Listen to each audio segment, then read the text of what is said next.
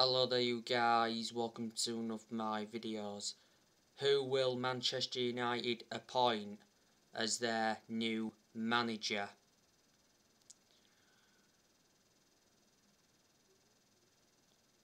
Now I give you the news on Brendan Rodgers earlier on today. According to Court Offside, Brendan Rodgers has verbally agreed to become Manchester United's new manager.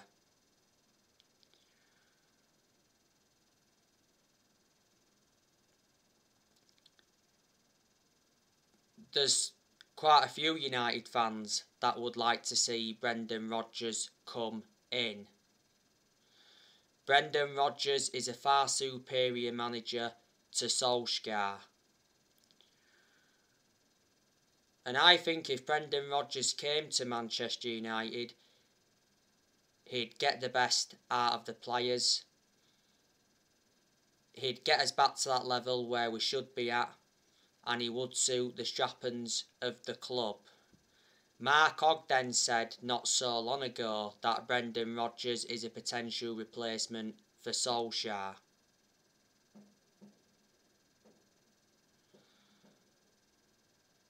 You've got to admire the work that Brendan Rodgers has done at Leicester. He's transformed Leicester. There again though, Leicester haven't been great so far this season, but revert back to Rodgers. He's been in charge of Leicester for almost 3 years. He's got a contract with Leicester until 2025. And at Leicester he's won the Community Shield and the FA Cup. He's managed quite a lot of clubs, hasn't he? Obviously before Leicester he managed Celtic. He endured a few years at Celtic and he won quite a few trophies with them.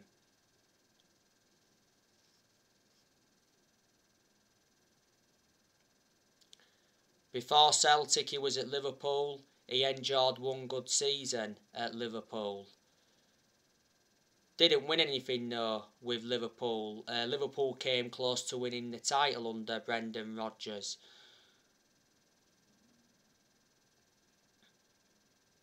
At Liverpool, Brendan Rodgers emulated the football that he produced when he was at Swansea. Yes, Brendan Rodgers did a very good job when he was at Swansea. A long time ago, Rodgers managed Watford, and he's also managed Reading, and a long time ago, he managed Chelsea's youth. Rodgers may wait until the end of this season, though, to become Man United's new manager. I'd also like Zinedine Zidane to come to Manchester United. You know, there's been a lot of rumours of him coming in. You know, Manchester United have held talks with Zinedine Zidane. Reports from Spain said not so long ago that Zidane rejected the Newcastle job as he's waiting for the Man United or France job. Reports from Spain did say though earlier on this season that Zinedine Zidane is not interested in becoming Manchester United manager, as he's enjoying life away from football management. Zidane is managerless because he left Real Madrid in the summer. You've got to admire the work though he did when he was at Real Madrid. He won a lot of trophies when he was Real Madrid manager, so reflecting on that, he's got a good pedigree behind him. Zidane has not yet managed in the Premier League, so it would be good to see him come and experience the Premier League. You know, if he did come and manage in the Premier League, would he replicate what he did in Spain with Real Madrid? That's the question. Zinedine Zidane though, if he came to Man United, you know, he'd get us back to that level where we should be at, and he would suit the strappings of the club. Plus Zinedine Zidane knows Cristiano Ronaldo really, really well, so if Zidane came back he would be reuniting with Ronaldo. Ralph Rangnick, he's also been mentioned. Apparently he's interested in the Man United job. You know, could he come in as the interim manager until the end of the season? Pochettino's also been spoken about as well. Yesterday, Roberto Mancini also got mentioned. Mancini is the former Man City manager. And there's some United fans that would take Erik ten Hag. You've got to admire the work that Erik ten Hag has done at Ajax. But in regards to Solskjaer, there's a good chance that he will be sacked during the international break following Manchester United's 2-0 defeat to Man City. After the defeat to Man City, Solskjaer did admit that Man United were outclassed by Man City, and he said that the Manchester City defeat was a big step backwards. Man United totally capitulated against Manchester City. It was a very, very poor performance. It was as bad as the Liverpool game, so obviously that was disappointing from a Manchester United perspective. Manchester United have only won 1 of the last 6 Premier League games. So we are in very, very bad form. Obviously after the 5-0 defeat to Liverpool, it said, Solskjaer had been given 3 games to save his job. We've only won 1 of them 3 games. Obviously, we beat Tottenham last weekend 3-0. Good performance, to be fair. Then, obviously, we drew with Atalanta 2-2. If it weren't for Ronaldo, though, we wouldn't have got anything against Atalanta. And, obviously, we recently lost to Man City. So, surely, that is enough to sack Solskjaer. Solskjaer should have been sacked a couple of weeks ago after the 5-0 defeat to Liverpool. If we'd have sacked Solskjaer after the 5-0 defeat to Liverpool, I think Manchester United would have got Antonio Conte.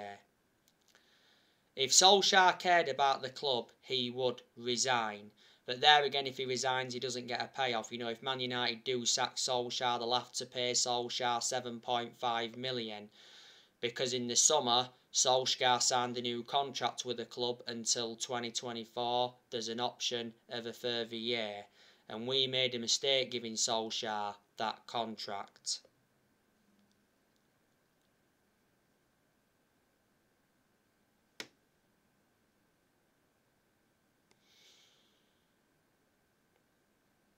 And a lot of United fans will agree with me on that aspect. The players are not playing for Solskjaer. The players have given up on the manager. And also Solskjaer's been losing the fans. Solskjaer has been given long enough as Manchester United manager. Solskjaer's been in charge of Man United for almost 3 years. And this season is Solskjaer's 3rd full season as Man United manager. And I did say at the start of this season that this season was going to be massive for Solskjaer because he's got big expectations to exceed. But, like I've said to you before, the expectations are far too high for Solskjaer to exceed as Man United manager. And, Solskjaer is in a position that he shouldn't be in. And Solskjaer is definitely not capable of winning trophies as Man United manager. He's not yet won a trophy as Man United manager, and we haven't won a trophy since 2017. That's nowhere near good enough to our standards. What I've just said, I hate to say that regarding Solskjaer, but I'm just being realistic. Reflecting on our poor performances and poor results, not all of the blame stems from the manager. There's obviously players that have to take responsibility as well for those poor performances and poor results. But I adore Solskjaer a lot, just like all Manchester United fans do. Reflecting on what Solskjaer's done for the club, obviously. At the end of the day, Solskjaer's a club legend. He endured 11 years as a player for Man United. He flourished under Sir Alex Ferguson's guidance.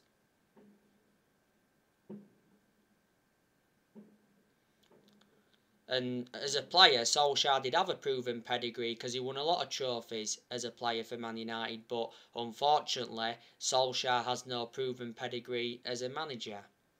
Because obviously before Manchester United he was at Molde. He won a few Norwegian titles at Molde. but they're not a big club. He enjoyed 2 spells with them, and before Mulder he was at Cardiff, and his record at Cardiff was terrible. The reason he got sacked from Cardiff is because he got them relegated. And Ollie did manage the Man United reserve team for a couple of years, so he did watch some of the team grow and develop. And Solskjaer's decision making is a big concern, because analysing the vast majority of the games he's managed at Man United is being tactically naive.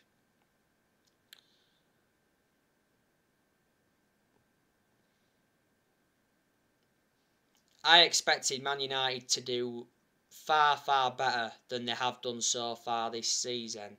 I thought we had a chance of winning the league. I said that at the start of this season, or at least competing for the title. You know, Solskjaer did mention at the start of this season that his ambition was to win the Premier League. Man United have not won the Premier League since 2013. That's 8 years ago now.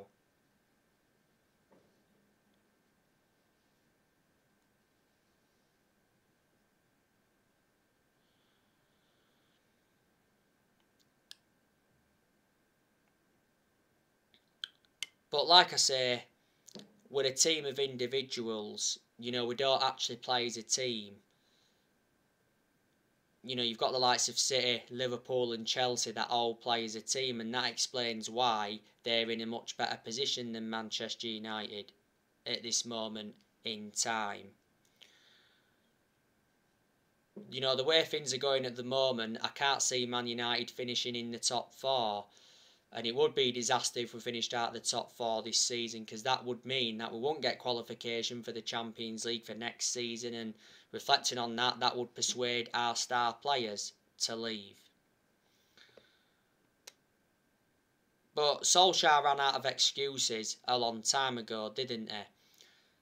Obviously, Man United enjoyed a very good summer transfer window this year. Made 4 signings, brought Heaton in, Sancho, Varane and re-signed Ronaldo, and we spent around £141 million. You know, Solskjaer received very strong backing by the board in the summer transfer window. Ollie's enjoyed like 5 transfer windows now as permanent Man United manager.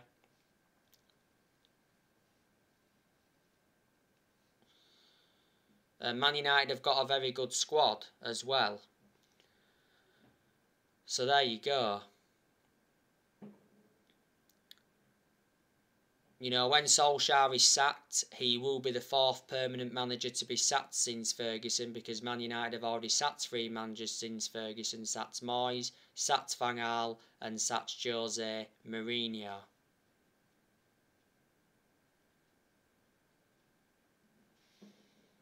And Man United are not even really known as a sacking football club, because we haven't got the structure to keep sacking managers. Solskjaer got appointed in December 2018 to replace Mourinho. He's been permanent Manchester United manager since March 2019. The reason Solskjaer got the job on a permanent basis was reflecting how well he did as the interim manager. Ollie knew when he'd taken over at Manchester United it was going to be a massive job. Not only a massive job, a difficult job as well, despite him knowing the club through thick and thin. And Ollie knew he had a lot to do when he came in. And I think, you know, in certain aspects we've seen consistency under Ollie. I do like the way Solskjaer develops the youth. You know, Solskjaer's more or less giving everybody their chances to express themselves, like he said he would do when he got appointed in as Man United manager. You know, to be fair to Solskjaer, he has made good signings as Man United manager. Solskjaer signed 14 players so far. In the summer of 2019, Ollie recommended Daniel James, and Wan-Bissaka and Harry Maguire in. Back in January 2020, he brought Bruno Fernandez in and Odi Nagala in on loan. In the summer of 2020, he brought Edison Cavani and Donny van der Beek, Alex Telles, Amad Diallo and Facundo Pellistri. And in this year's summer transfer window, he brought Heaton in, Sancho, Varane and re-signed Ronaldo. Man United have spent over 400 million under Solskjaer. Ollie's also got rid of a lot of players since he's come in, which he knew he had to do.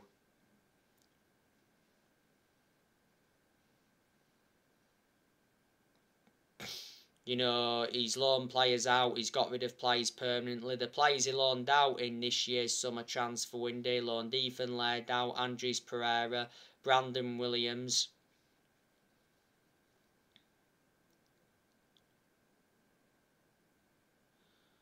Axel Tuanzebe, Tahith Chon and Facundo Palistre. The players he's obviously got rid of permanently. He offloaded Daniel James in this year's summer transfer window. He was the only player that Manchester United sold in this year's summer transfer window, so that was disappointing from a Man United perspective. Ollie's also offloaded players like James Wilson and Borthwick Jackson. Also released Sergio Romero and Joel Pereira. Back in January, offloaded Igalo, Fossa-Mensah and Rojo. Ollie's also offloaded players like Young, Valencia, Smalling, Darmian. Offloaded Fellaini back in January 2019. Ollie also offloaded Angel Gomez, Herrera, Lukaku and Sanchez. So there you go. Some progress has been made under Solskjaer as well.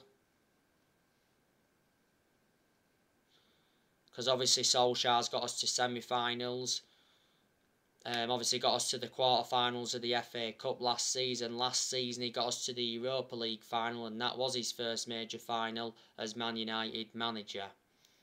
Unfortunately, we lost the final. So there you go, and last season Solskjaer got us a second place finish, and in his first full season he got us a third place finish. And we've also extended a lot of players' contracts under Ole.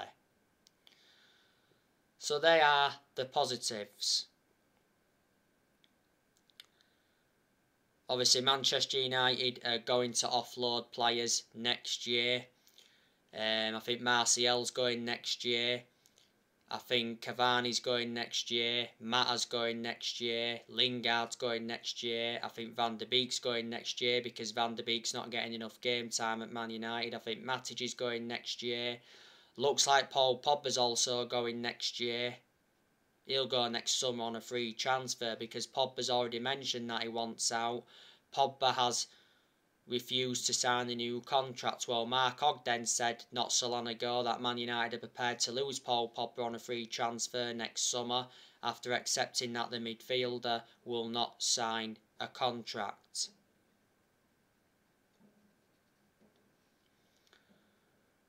Pogba's current contract at Man United expires next summer. Before the start of this season, Pogba rejected a new Man United contract offer. Well, the contract talks got put on hold when it said Pogba snubbed Solskjaer after Liverpool defeat. Pogba's got one game to serve in the league now out of the 3-match ban he got. Pogba got sent off for a 2-footed challenge on Naby Keita in Man United's 5-0 defeat to Liverpool. I think Tellez is definitely going next year. I think Jones and Bailly are both going next year. I think Dalot's going next year. And I think Dean Henderson will go out on loan.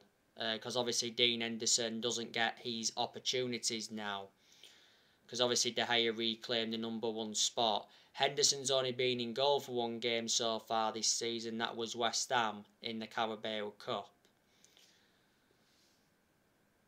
And at one point though, Dean Henderson was out with COVID for a while.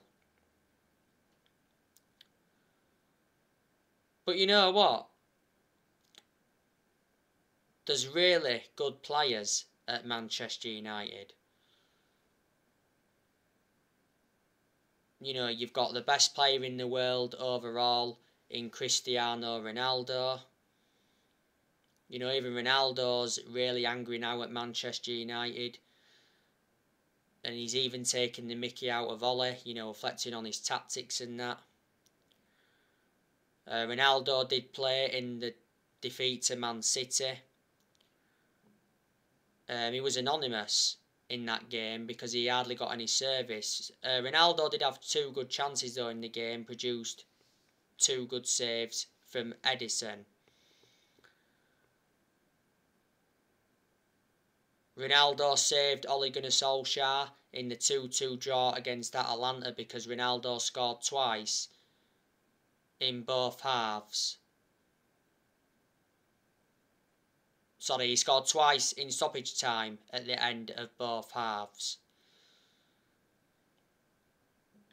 Ronaldo also scored the winner in the reverse fixture against Atalanta.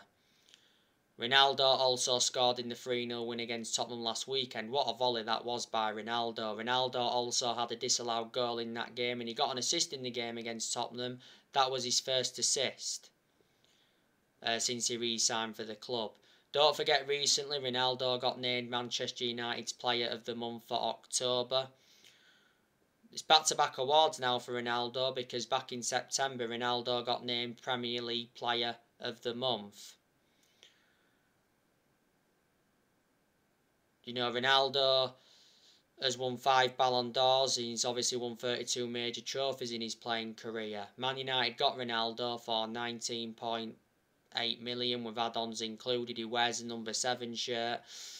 And he's got a contract with Man United till 2023. There's an option of a further year. Ronaldo receives 480 grand a week, so he's the highest earner at Man United at the moment.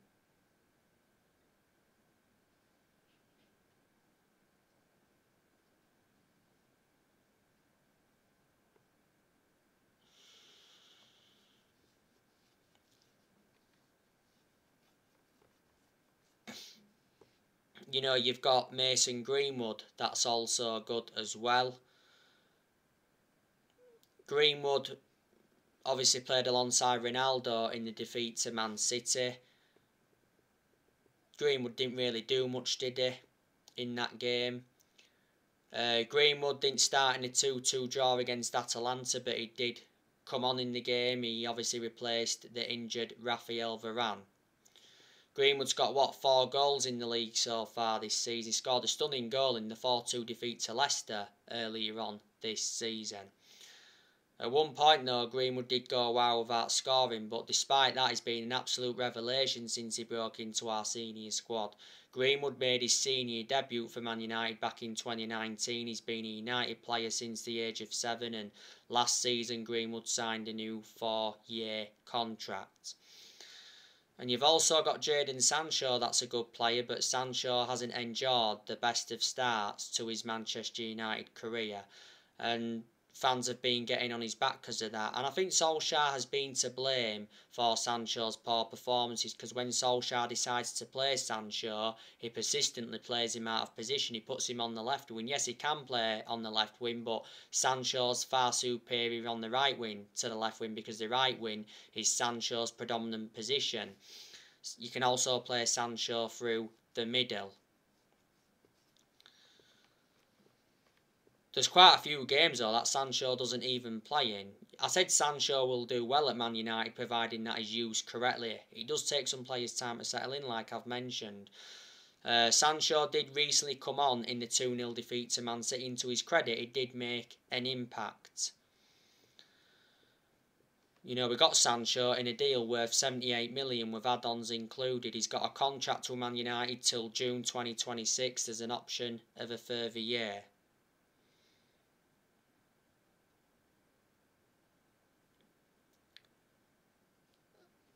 And you've got Bruno Fernandez, that's also a very good player as well. He's one of our best players, and he's one of the best signings we've made since Fergie retired.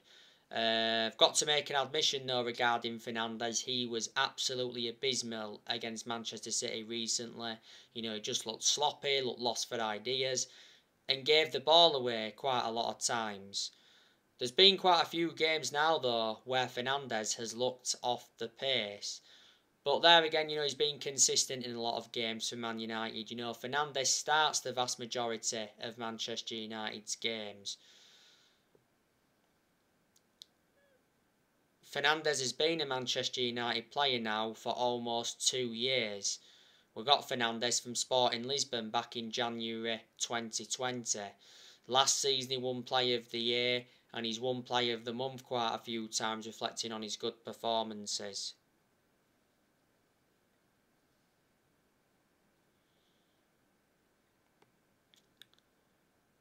Earlier on this season, Fernandez did make it clear that he wants to stay at Man United.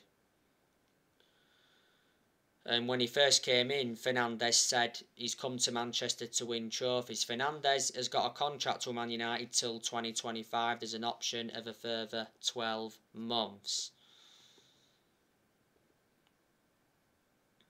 Fernandez played well in the 2-2 draw against Atalanta. You know, he got an assist in that game for Ronaldo's first goal. It was a lovely back heel. Played well in the 3-0 win against Tottenham last weekend.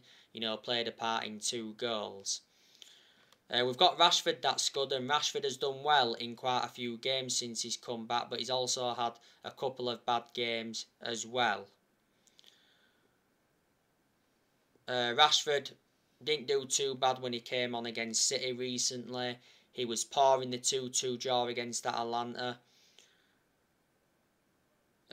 Obviously didn't start last week against Tottenham, but he came on as a substitute and made an impact. Rashford scored the 3rd goal, and it was a lovely breakaway goal. Rashford scored in the 3-2 win against Atalanta at Old Trafford, and Rashford also scored in his comeback in the 4-2 defeat to Leicester. Don't forget, Rashford was out with a shoulder injury for a while, and at one point he had to have an operation on his shoulder. Rashford's been part of the club for a long time. He's been a United player since the age of 7. He's been in our senior squad since 2016. Rashford's got a contract with Man United until 2023. You know, you've got Edinson Cavani. That's also a good player as well. Cavani didn't play against Man City due to medical reasons. That was confirmed by Uruguay. Cavani didn't start in the 2-2 draw against Atalanta, but he did come on. And he played alongside Ronaldo in the 3-0 win against Tottenham last weekend. That was intriguing to see, you know, Cavani and Ronaldo playing together. They do play well together. Cavani scored a very good goal against Tottenham last weekend. You know, he didn't see Hugo Lloris. Should have also scored in the first half, Cavani, because he had a very good headed chance that just went wide. I think Cavani's leaving next year though, unfortunately. Cavani's got under a year left on his Man United contract. Back in May, he signed that 1-year contract extension.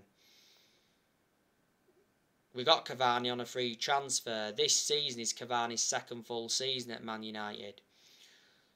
Cavani's got a good pedigree behind him though. Look at the amount of silverware he won at PSG. Not only that, he was a long-serving player when he was at PSG. Like I said, you've got Donny van der Beek, that's a good player, but Van der Beek doesn't get enough game time.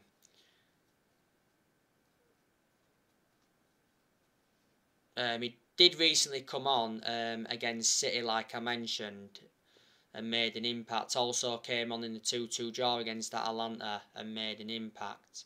He needs to start Van der Beek Solskjaer, especially in the Premier League, because he's a good player.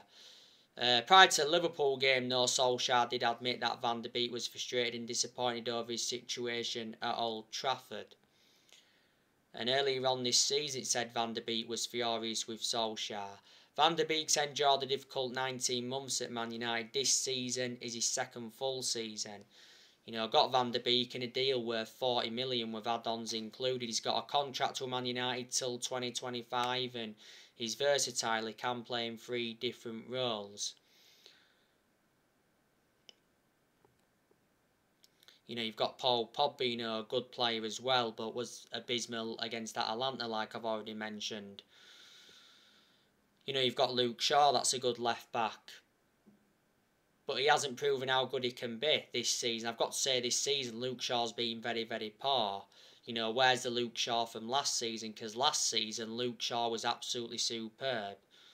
I think the best game Luke Shaw's had so far this season was the game against Tottenham last weekend. Shaw's actually now out with injury. He came off injured in the 2-0 defeat to Man City. He got replaced by Telles. Shaw was the main culprit for Man City's 2nd goal by Bernardo Silva.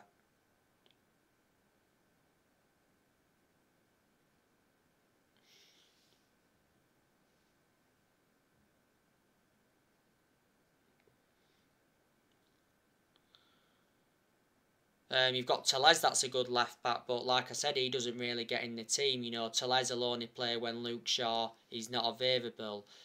You know, the reason we brought Telles in was to provide competition for Luke Shaw. Tellez was out with injury earlier on this season. Like I mentioned, he came on against City recently and he nearly conceded a penalty, but he just got the ball, did Tellez. You know, you've got Wan-Bissaka, that's a good right back as well. He's had good games this season, he's had bad games as well. He was poor against Man City recently, but it was a shame really because in recent weeks Wan-Bissaka's been in scintillating form. And then you've got Harry Maguire that can be good when he wants to be, but I've got to say so far this season he's been dreadful. Has been poor since he come back from that calf injury. The best game Maguire has had, I'd say, this season was the 3-0 win against Tottenham last weekend. And, you know, Varane's a good centre-half, but he's out again. You know, he's out with a hamstring injury for, what, a month. Came off injured in the first half in the 2-2 draw against Atalanta. Varane only just come back from a groin injury not so long ago. And he was out with that groin injury for a few weeks. Varane made his initial return against Tottenham last week and he put a very good performance out. Eric Bailly's a good centre-half as well, but he doesn't get regular game time. He lost his place in the team because of the arrival of Varane in the summer transfer window, and for some reason Solskjaer seems to prefer Lindelof ahead of Bailly. I think Bailly's leaving next year, like I mentioned earlier. Bailly played against City recently. He was horrendous because obviously City's first goal came from an own goal by Eric Bailly. But it's not only the own goal, his overall performance was shocking. It was a shame really because Bailly played well in the 2-2 draw against Atalanta. You know, he made some good interventions and he made some good blocks. He played well in the cup against West Ham earlier on this season. And you know, you've got De Gea, that's a very, very good goalkeeper as well. De Gea saved Manchester United from a humiliation against City. I recall De Gea making like 4 very good saves in the first half against City. So anyway guys, that's everything to update with today. Drop your comments, likes below on the channel if you do consider subscribe as always, and take care. God bless. See you all again very, very soon.